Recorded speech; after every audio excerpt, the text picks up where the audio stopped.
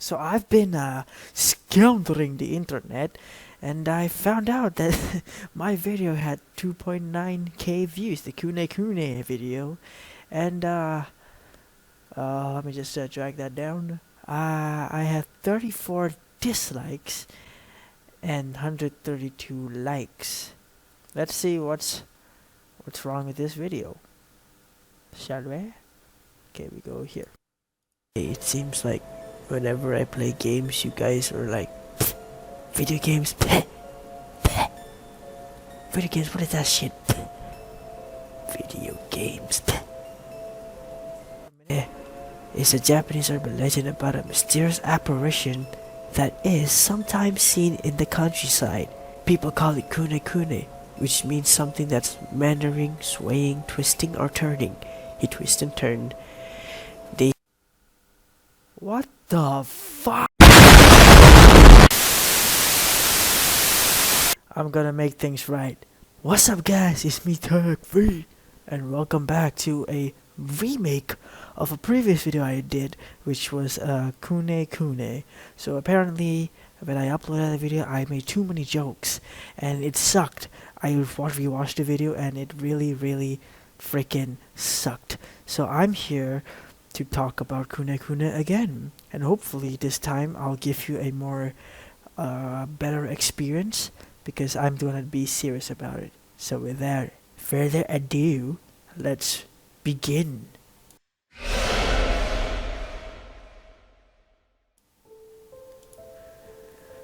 Kunekune is a Japanese urban legend about a mysterious apparition that is sometimes seen in the countryside. In Japan, people call it Kunekune, which means something that is meandering, swaying, or twisting and turning. They say you should never look directly at it, or it will drive you insane. Kunekune is described as an identifiable white squiggle moving back and forth in the distance. Nobody knows exactly what it looks like, because anyone who has seen it has lost their mind. One Japanese man tells of an encounter he had as a child with the Kunekune. When I was young, my parents brought my older brother and I to visit my grandfather and grandmother. We didn't see her very much because she lived way out in the countryside in Akita.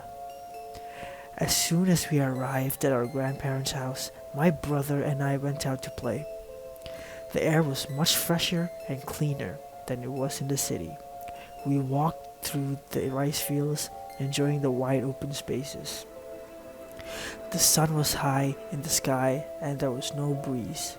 The heat was stifling, and after a while I started to get tired. Then my brother stopped suddenly.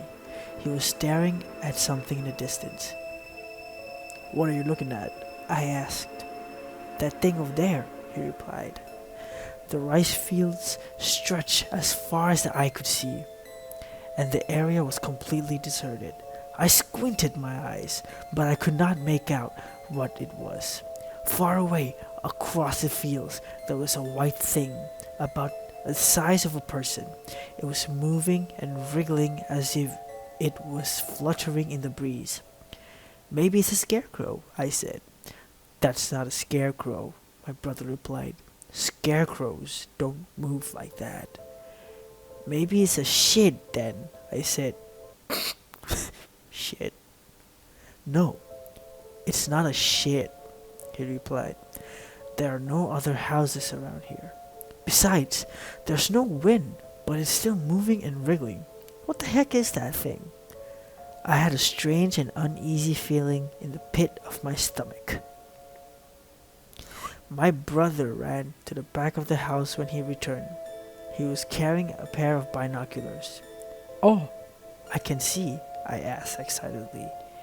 I made a grab for the binoculars, but he pushed me back. "No, me first," he said with a chuckle. "I'm the oldest." "I'm the oldest. You can have a look when I'm done." As soon as my brother put the binoculars up to his eyes, I noticed his expression suddenly change. His face grew pale and he broke out into a sweat. He dropped the binoculars on the ground, and I could see fear in his eyes. "What was it?" I asked nervously. My brother replied slowly. There, bug. There it is. There it is. There it is. It was not my brother's voice. Without another word, he turned and started walking back to the house. Something didn't feel right. With trembling hands, I bent down and picked up the binoculars, but I was too scared to look through them. In the distance, the white object was still twisting and turning. Just then, my grandfather came running over. "What are you doing with those binoculars?" he asked. "Nothing," I replied. "Just looking at the white thing over there." "What?" he shouted. "You shouldn't look at that." He snatched the binoculars from my grasp. "Did you see it?" he demanded angrily. "Did you look at it through the binoculars?" "No," I said in a meek voice. "Not yet." My grandfather sighed with relief. "Good," he said. "That's good." Without knowing why, I was sent back to the house. When I walked into the kitchen, everyone was crying. My brother was rolling around on the ground, laughing like a crazy person. He was on his back and his body was wriggling and twisting, just like the white thing in the distance. I couldn't understand what was going on. It was horrible to see him like that. I burst into tears. He wasn't my brother anymore. He had completely lost his mind. The next day, my parents decided to take us home. My grandmother and grandfather stood on their porch, waving sadly to us as the car pulled away. I sat in the back seat with my brother, wiping the tears from my eyes. My brother was still laughing like a mental patient. They had to tie him up to stop him moving around. His face was twisted into a wide smile. He looked like he was happy, but when I saw his eyes, I realized he was crying. It sent a chill down my spine. His cheeks were wet with tears, but he just kept laughing and crying and laughing. My father pulled over to the side of the road and got out of the car. He took out the binoculars and furiously smashed them on the street. Then, without saying anything, he got back into the car and kept on driving. Another Japanese man tells of his experience with Kunekune when he was a young boy. When I was a little boy, I lived in a small town by the seashore in Chiba Prefecture. One evening, my uncle took me for a walk on the beach. As we strolled down the stand, I looked out to sea and noticed something white in the distance. It was long and things and swaying back and forth. I wondered what it could be. "What's that thing in the sea?" I asked my uncle. He gazed at it, and I saw his eyes grow wide and his face turn pale. There was a terrified look in his eyes. He couldn't stop staring at it. "Run for your life!" he shouted frantically. I did not know what was going on, but I was scared, so I ran back home and told my grandfather. He went pale. "That's Kunekune," he said. "You're lucky you got away from it. You should never look directly at it. Where's your uncle?" He's still at the seashore," I replied, my voice shaking. "I've got to rescue my son," my grandfather said, and he took off as fast as he could to the seashore. I followed close behind him, worried and frightened. From a distance, I could see my uncle still standing on the beach. It was as if he was frozen to the spot, staring at the white meandering thing far out to sea. My grandfather broke a branch off a tree and approached my uncle, muttering some kind of prayer underneath his breath. He kept his eyes cast down, careful not to look at the white thing. My grandfather managed to drag my uncle away and brought him home.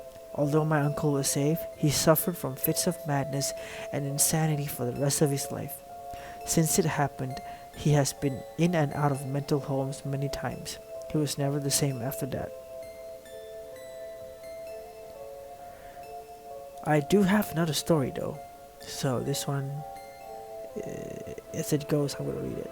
On the internet, English-speaking users have created myths through creepypastas. Other countries have as well. The most popular Japanese creepypasta is Kunekune. Starting around 2003, people began to report strange sights in rice fields and gardens. People reported humanoid wisps of white, seemingly fabric-like appendages wiggling in the distance. On rare occasions, people have seen the Kunekune over at the open sea.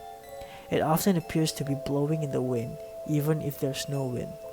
The scary part is that if you see the Kunekune, you should turn around Do not go near it and definitely do not touch it.